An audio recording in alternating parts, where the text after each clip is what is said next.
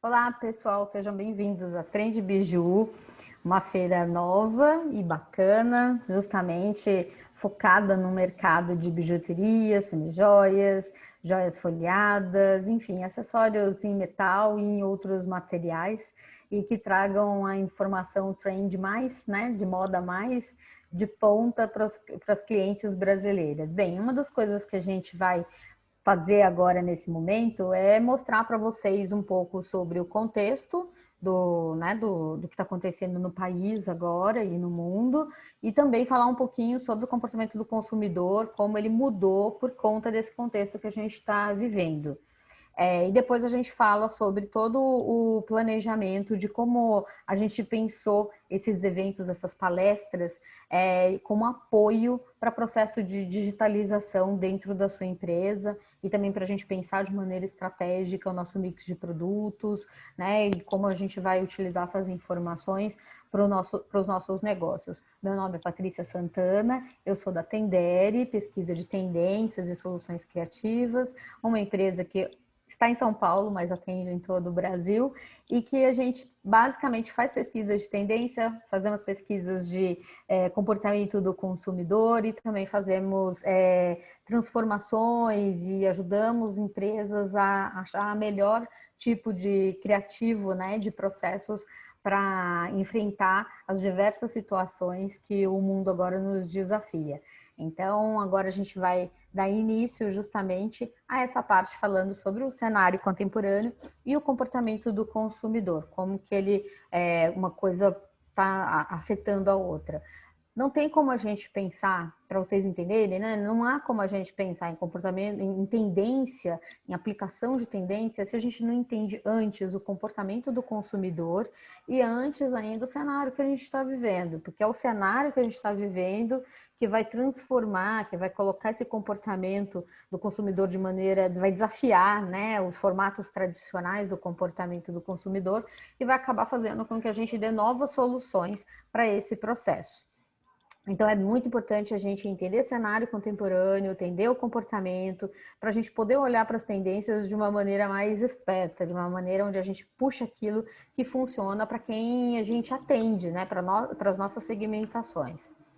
Bem, o cenário contemporâneo é um imenso desafio. A gente está vivendo a pandemia da Covid-19, que gera uma crise sanitária, ou seja, a gente está passando por um processo onde a gente tenta não pegar a doença, né? A gente fica confinado, e grande parte da população fica confinada dentro de casa, nem todo mundo pode, devido aos diferentes tipos de profissão e atuação no mercado, mas quem pode fica confinado em casa. E esse quem pode, só para vocês terem uma ideia, é mais ou menos um terço da população mundial está confinada em casa, né? Então está fechada em casa. E quando a gente está na rua, a gente precisa manter distanciamento social, a gente precisa estar de máscara, a gente precisa estar andando sempre com o álcool 70, né? Para justamente a gente poder, né, desinfetar as mãos, desinfetar os produtos e os objetos que a gente está usando. Então é bem importante essa questão da crise sanitária como um modificador, né, dos nossos comportamentos, né? Então a gente passa a lavar a mão toda hora, a gente passa a usar álcool o tempo inteiro, a desinfetar óculos, desinfetar celular, desinfetar quase tudo que está, né, nos nossos junto com a gente, porque é né, por esse contato que a gente pode acabar pegando a doença, então a gente tenta evitar o máximo possível. Esse confinamento, né, e esse estar dentro de casa desacelerou e até mesmo fez com que uma imensidão de lojas, de empresas, de indústrias tivessem que parar. E nem todo mundo estava preparado para esse parar e esse parar de longo prazo, né? Esse parar de 1, 2, 3 meses, 6 meses parados. E aí a gente vê uma infinidade de empresas fechando, muita gente perdendo emprego. E isso não acontece só no Brasil, isso acontece em todo o mundo mesmo. Até mesmo nos países mais desenvolvidos, sim, até mesmo nos países mais desenvolvidos. A economia do mundo deu uma super desacelerada. Isso significa que o capital não está fluindo, não está correndo por aí, e isso gera, na verdade, uma diminuição da capacidade de compra de um grande contingente de pessoas. Então, a gente precisa ficar atento a isso, porque a gente precisa ser mais convincente e trazer produtos que funcionem melhor para as nossas clientes do momento, que tenham o impacto que elas desejam, que tenha que sanar as problemáticas que elas precisam ver sanadas com os nossos produtos e os nossos serviços. Então, é bem importante a gente entender que esse impacto econômico bate na nossa porta. A gente acha que às vezes é uma coisa muito grande, aqui não está acontecendo. Está acontecendo sim, né? Outra coisa é que ficar em casa fez com que a gente usasse, né, o mundo digital de uma maneira gigantesca, que a gente não tem precedentes antes. A gente já estava no processo de digitalização do mundo? Sim, só que isso foi acelerado de uma maneira descomunal com a Covid-19, com a pandemia da Covid-19. Né? Então, o grande confinamento, como é chamado esse ficar em casa, né, em termos históricos já, o grande confinamento causou um processo de digitalização do mundo, do qual a gente não vai mais se ver livre. O que isso significa? Significa que a hora que acabar a pandemia, a gente não retorna à maneira como a gente vivia em 2019. Isso não vai mais existir. A gente vai viver, a gente vai poder circular pelo mundo, vai ter um mundo offline de novo, mais acessível, mas a gente vai continuar com o online super, a gente não vai abandonar isso. A gente percebe, por exemplo, que uma série de empresas não vão mais voltar full time, né, ou num formato, né, tradicional, onde todo mundo vai trabalhar na empresa, né, já vai começar a ter uma série de, já tem, né, uma série de empresas que já indicou que vai voltar de uma maneira muito mais usando o home office do que usava antes, né, às vezes empresas que até eram reticentes hoje falam, não, vamos totalmente para o home office, a gente vai vir uma vez por semana para o escritório para fazer reunião e ponto. Né? Então, esse processo modificou completamente. Por exemplo, uma das coisas mais importantes da moda é um encontro social. Né? Então, quando a gente tem afastamento social, e mais do que afastamento social, quando a gente fica confinado, né? Então a gente só tem o único contato pela telinha que a gente está se vendo aqui, a gente tem uma redução da construção da aparência praticamente para esse formato também. Então os tops, né, a parte de cima das roupas passam a ser muito importantes, a maneira como você usa o cabelo, a maquiagem e os acessórios, porque é eles que conseguem passar e modificar muitas vezes, né, a mensagem que eu quero passar com a minha aparência para vocês. Então, a digitalização do mundo, ela vem nesse aspecto, quando a gente pensa do ponto de vista do cliente. Do ponto de vista do consumidor, a gente tem, na verdade, do ponto de vista do varejo e do atacado, a gente tem agora as vendas, né, digitalizadas de uma maneira bem avançada, e a gente vai falar disso com mais detalhamento quando falar sobre a parte, né, da programação. Então, como que a gente enfrenta isso? É usando criatividade, é tendo visão de futuro, né? É identificando as novas oportunidades e rapidamente, agilmente, entrando nessas possibilidades de oportunidades. Então, é a gente estar atento e não ter medo de mudar, não ter medo de se transformar. Descobrir um instrumental novo, não vou usar. Não, vai lá, olha, conhece, né? Veja quem está usando, como está usando, pensa se é desse jeito que você usaria, né? E se isso faz sentido, vamos lá, vamos colocar na nossa empresa, né? Então, quando a gente pensa em comportamento do consumidor dentro desse cenário, é um comportamento que está buscando custo-benefício, porque ele está sem muita grana. Também tem a questão da própria geração Z, que é uma geração que é a geração que está entrando agora no mercado, né? É uma geração que sempre foi muito ligada à ideia de custo-benefício, e para eles o produto precisa ser barato, versátil, duradouro, né? Duradouro. O que isso quer dizer? Significa que eles dão muito valor para o dinheiro deles, né? Eles sabem que eles não têm muito e eles precisam fazer esse dinheiro funcionar da melhor maneira possível. Barato é uma percepção. Barato não quer dizer ser o mais barato do mercado, mas é o barato em relação àquilo que eu estou dando para ele. Se ele tem essa percepção de que eu estou dando muito e o valor está igual ou menor do que ele imaginava ou da concorrência, ele tem uma percepção de que ele está ganhando, que ele está tendo um custo-benefício positivo ao adquirir esse produto. Então, isso é muito importante da gente entender. O barato, ele é relativo, né? Então, ele é relativo à nossa concorrência, à nossa concorrência direta, né? Ele é relativo em relação à qualidade do que eu estou entregando para o cliente. Se ele percebe que é algo que vai durar mais tempo, ele vê isso como um investimento de, né, média duração, para ele vale a pena, portanto, né? Isso significa que a gente não vai, né, pirar no design? A gente pode pirar no design, mas a gente precisa mostrar para ele que esse design tem durabilidade. Eu acho que isso é o pulo do gato para esse pessoal. Outra coisa é que as peças precisam ser saudáveis. O que isso significa? Significa que elas precisam ser de fácil higienização e que elas não podem perder qualidade quando tem contato com o álcool. Então, isso é muito importante para a gente escolher banhos, materiais, esmaltações que consigam sobreviver sem perder o vício, sem perder a qualidade de impacto visual por conta do contato com o álcool, porque a gente vai higienizar o tempo inteiro, né? E muitas vezes higienizando, né? Andando pela cidade, né? Quando está no offline, circulando por aí. E facilita, por favor, que nesse caso eu vou falar de um aspecto do facilita, por favor. As pessoas estão tendo vidas muito complexas por conta desse processo de digitalização, ou então de toda vez que sai de casa, quando volta, precisa higienizar tudo, né? Tudo que vem da rua com ela precisa ser higienizado, então você gasta muito tempo nesses processos. Então facilita, por favor. Né? O que significa isso? Significa que se eu compro, né, entrega na minha casa. Não peça muitos cliques. No mundo digital não peça muitos cliques, né? Facilite o meu processo de decisão. Quando eu pergunto uma coisa, me responda diretamente o que é essa coisa que eu estou perguntando, né? Tenha essa informação disponível facilmente em algum lugar, para que eu possa decidir já comprar o mais rápido possível. Eu não quero ficar gastando tempo, né? Eu não vou circular, não vou ficar vendo todos para depois. Não, eu quero que você me ajude nesse processo. Então, facilita, por favor, tem a ver com um processo facilitado de compra.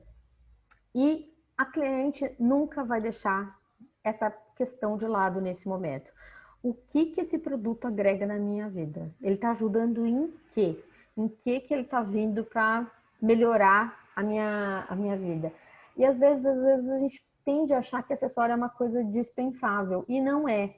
Acessório, conceitualmente falando, ele é um modificador de significado, ou seja, ele é algo que, se eu coloco, muda completamente a maneira como a pessoa vai ler o meu look. Imagina se eu tiro esse colar, imagina se eu tiro os meus brincos. Parecem detalhes, mas se eu tiro, muda completamente a maneira como as pessoas estão lendo o look que eu estou entregando para elas, a visualidade que eu estou entregando para elas. Então, não é um elemento dispensável, é um elemento muito crucial, principalmente nesses momentos de look da live, né? Ou seja, nesses momentos onde a gente precisa expressar tudo dentro desse quadradinho. Bem, mercado em crescimento, será que é uma questão pertinente? É uma questão muito pertinente. Talvez, quando a gente compare com os números do offline, a gente fica até falando assim, perdemos muito mercado. Mas é o momento de você crescer no digital, porque no digital, bijuterias e produtos de moda em geral, acessórios em geral, estão em franco crescimento. Então, assim, não percam a oportunidade de você oferecer da melhor maneira possível os seus produtos, né, sanando os problemas e as dores, né, das clientes. O mercado digital, ele não é só o e-commerce e o marketplace, que seriam as coisas mais tradicionais que vêm à nossa mente. Ele é também o Instagram, ele também é o WhatsApp Business, né? Então, você consegue comprar nesses lugares com facilidade, na loja do Facebook, né? Você consegue fazer isso com facilidade. Agora, a gente não é só também a loja, né? Não é só aquele lugar onde a pessoa compra. para comprar na internet tem todo um momento, por exemplo, um momento de convencimento, da pessoa ter um contato com uma coisa diferente e falar, nossa, que coisa legal, né? Isso geralmente se dá no Pinterest, né? Então você cria desejos, cria sonhos no Pinterest. No Facebook você pode criar justamente a validação, né? Ah, Cicrano tem, Cicrano também tem, Cicrano gosta, olha a sua opinião desse daqui, olha a opinião daquele, né? E assim por diante, né? Então, a pessoa quer saber um pouco sobre a sua marca, ela tem que digitar ali no Google ou em outro search e encontrar justamente o site institucional da marca, para ela saber que marca que é essa, qual é o CNPJ, ela existe, ela paga imposto, ela faz tudo direitinho, né? A presença, até mesmo a presença digital, né, pessoal, da pessoa que é dona, que é fundadora, também é uma coisa importante. As pessoas querem saber quem é a pessoa, quem é o humano que está por detrás dessa proposta. Então, é importante sim a gente pensar em todos esses aspectos, tanto o mercado propriamente, quanto todos esses apoios de divulgação e criação de reputação frente ao nosso cliente. Reputação vende, né? Reputação ajuda você a decidir porque tem uma reputação melhor ou pior, né?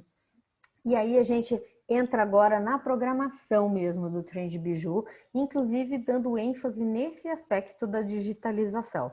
Né? Então, agora a gente acabou de falar rapidamente sobre o cenário contemporâneo, mas logo em seguida vocês vão ver justamente a palestra de tendências, na verdade, de confirmação de tendências em bijuteria para esse verão 2020-2021. E palestra de tendências é sempre uma palestra estratégica, né, de informação estratégica para que você saiba como pensar o seu mix de produto e o que oferecer para o seu cliente, né. De tarde a gente tem uma palestra bem bacana, uma comunicação super bacana feita pela Tati Brugali da Aldeia, né? E ela vai falar sobre como que você tem uma estratégia de conteúdo que tem foco em vendas, vai lidar com atendimento e com saque com certeza, né? E como fazer isso da melhor maneira possível. São dicas preciosíssimas, não percam essa palestra. Amanhã a gente tem, no dia 14, né? A gente tem uma palestra sobre a consultoria de imagem e o protagonismo dos acessórios com a Rô Maciel. Então, ela vai falar um pouco sobre como as cores, formas e como a composição, né, de cores e formas podem expressar coisas específicas frente à maneira de pensar, a maneira que você vai construir, né, o seu look. E isso é um argumento de vendas muitas vezes. Se você conhece muito bem a sua cliente, você pode indicar, né, as coisas certas e com fundamentação, o que é mais bacana, né, o que torna, né, esse tipo de argumento mais sólido para cliente. De tarde, a gente tem uma palestra sobre como que a jornada on e offline do comprador, do cliente final, é hoje em dia bastante cheia, profusa, né, de possibilidades. Então, a Lucila Campiglia vem falar isso para a gente, vem trazer esse tipo de cenário contemporâneo bastante específico que a gente está vivendo. E aí a gente tem, né, no dia 15, uma programação bem ligada a coisas de aplicação do mundo do design, do mundo digital, né, desse processo de digitalização do mundo. Que primeiro é com a Laís Kaluzny, que é Growth Hacking. Ela vai falar rapidamente, mas de maneira bem didática, como você cria uma hipótese, testa essa hipótese, tem resultados, né? Um processo muito rápido e muito esperto, né? Para a gente trabalhar desde quem lida com venda só pelo WhatsApp até quem tem e-commerce estruturado e que também vende em marketplace. De uma ponta a outra você pode utilizar, né, essa lógica do growth hacking para ir testando hipóteses e obtendo o melhor resultado possível com pouco investimento.